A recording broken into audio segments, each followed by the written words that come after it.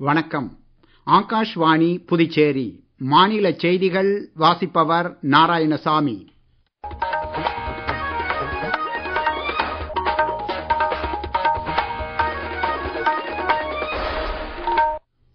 தலைப்புச் செய்திகள். குடியரசு துணைத் தலைவர் திரு சி.பி. ராதாகிருஷ்ணன் ஒருநாள் பயணமாக நாளை கேரளம் செல்ல உள்ளார். கோவா மாநிலம் இன்று தனது 39வது உதய தினத்தை கொண்டாடுகிறது. நாட்டின் பாதுகாப்பை உறுதி செய்வதில் எந்தவித சவால்களையும் எதிர்கொள்ள ராணுவம் தயாராக உள்ளதாக ராணுவ தலைமை தளபதி ஜெனரல் உபேந்திர துவேதி தெரிவித்துள்ளார்.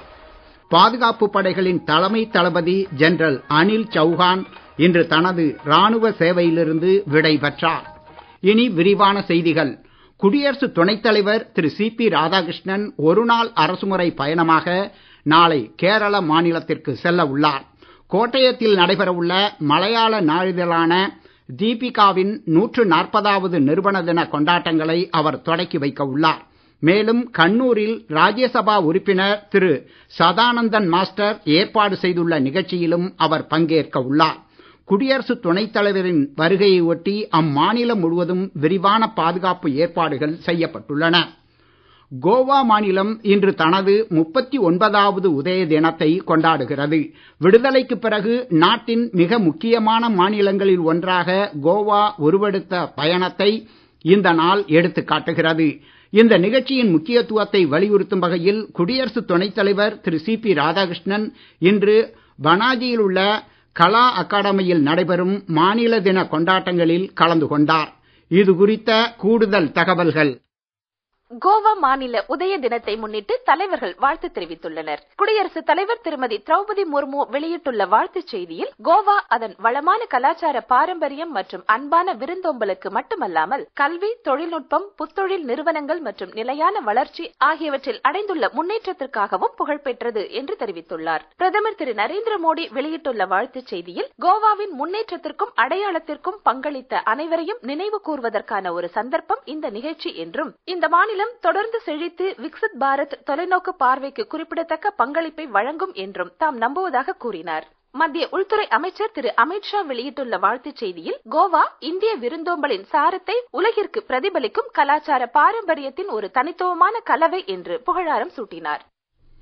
நாட்டின் பாதுகாப்பை உறுதி செய்வதில் எந்தவித சவால்களையும் எதிர்கொள்ள ராணுவம் தயாராக உள்ளதாக ராணுவ தலைமை தளபதி ஜெனரல் உபேந்திர துவேதி தெரிவித்துள்ளார்.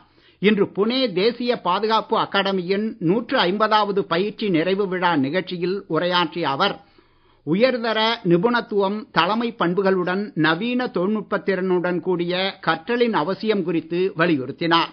இந்திய ஆயுதப்படைகள் உயர் செயல்பாட்டு எச்சரிக்கை நிலையில் இருப்பதாகவும், நிலைமை மேலும் ராணுவ நடவடிக்கையை அவசியமாக்கினால் ஆபரேஷன் சிந்தூர் 2.0க்கு தயாராக இருப்பதாகவும் அவர் கூறினார்.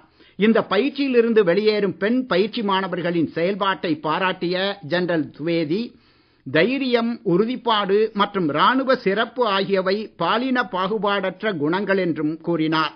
மேலும் பாதுகாப்பு சேவையில் மகளிர் பங்களிப்பு குறித்து பெருமிதம் தெரிவித்த அவர், தேச சேவையை முதன்மையாக கொண்டு இந்த வீரர்கள் செயல்பட வேண்டும் என்றும் கேட்டுக் கொண்டார்.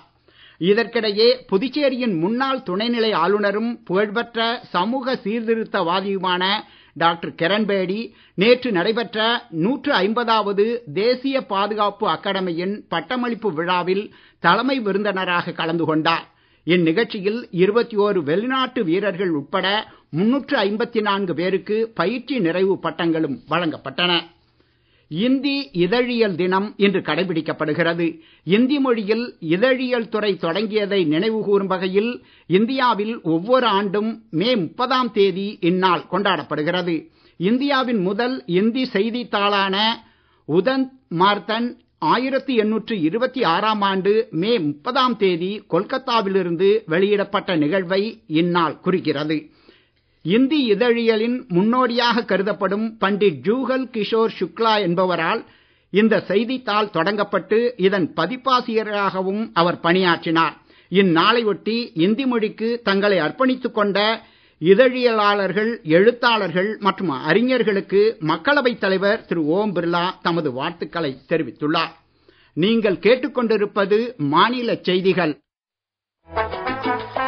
நேயர்கள் ஆகாஷ்வாணி செய்திகளை உடனுக்குடன் தெரிந்து கொள்ள எமது புதுச்சேரி மண்டல செய்திப் பிரிவின் சமூக ஊடகங்களான @AIR_News_புதுவை என்ற எக்ஸ் பக்கத்தையும், all India radio news Puducherry என்ற Facebook பக்கத்தையும், @RNU புதுச்சேரி என்ற யூடியூப் சேனலையும் அணுகலாம்.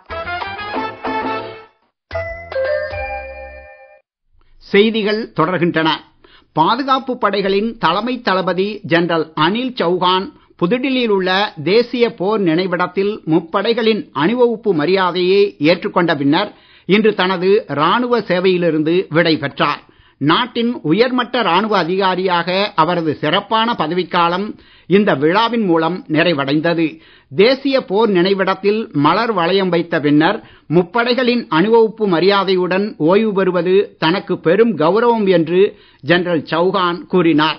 40 ஆண்டுகளுக்கு மேலான சேவைக்கு பிறகு குடிமை வாழ்க்கைக்கு மாறும் தனது நிலையை குறிக்கும் வகையில் ஜெனரல் சௌஹான் தனது பதவிக்காலம் திருப்திகரமாகவும் நிறைவானதாகவும் இருந்ததாக குறிப்பிட்டார்.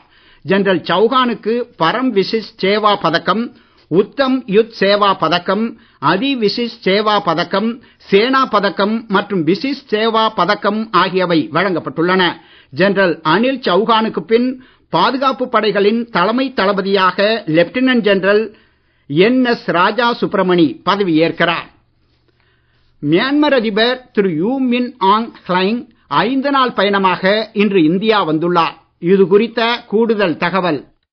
மியான்மர் அதிபர் தமது பயணத்தின் முதற்கட்டமாக பீகார் மாநிலம் கயாவில் உள்ள உலக புகழ்பெற்ற மகாபோதி கோவிலுக்கு சென்று தரிசனம் செய்தார். பின்னர் புத்தர் ஞானம் பெற்றதாக போற்றப்படும் போதி மரத்தின் கீழ் அவர் தியானம் செய்தார். புத்த கயாவில் உள்ள பர்மிய மடாலயத்தையும் அவர் பார்வையிட்டார். இன்று மாலை மத்திய வெளியுறவுத்துறை அமைச்சர் டாக்டர் ஜெய்சங்கரை அவர் சந்திக்கிறார். தொடர்ந்து நாளை மியான்மர் அதிபர் இந்தியா மியான்மர் வர்த்தக மன்றத்தில் பங்கேற்று உரையாற்ற உள்ளார். வரும் திங்கட்கிழமை இரு நாடுகளுக்கும் இடையிலான வரலாற்று மற்றும் நாகரிக உறவுகளை மேலும் வலுப்படுத்துவது குறித்து பிரதமர் திரு நரேந்திர மோடியுடன் கலந்துரையாட உள்ளார். இப்பயணத்தின் ஒரு பகுதியாக வணிகம் மற்றும் தொழில்துறை கலந்துரையாடல்கள் குறித்து ஆலோசிக்க ஜூன் 2ஆம் தேதி மும்பைக்கு அவர் பயணம் மேற்கொள்ள உள்ளார். அவரது இந்த பயணம் இந்தியாவிற்கும் மியான்மருக்கும் இடையிலான இருதரப்பு ஒத்துழைப்பை மேலும் வலுப்படுத்தி பல நூற்றாண்டுகள் பழமையான கலாச்சார, வரலாற்று மற்றும் பௌத்த உறவுகளை ஆழப்படுத்தும் என எதிர்பார்க்கப்படுகிறது.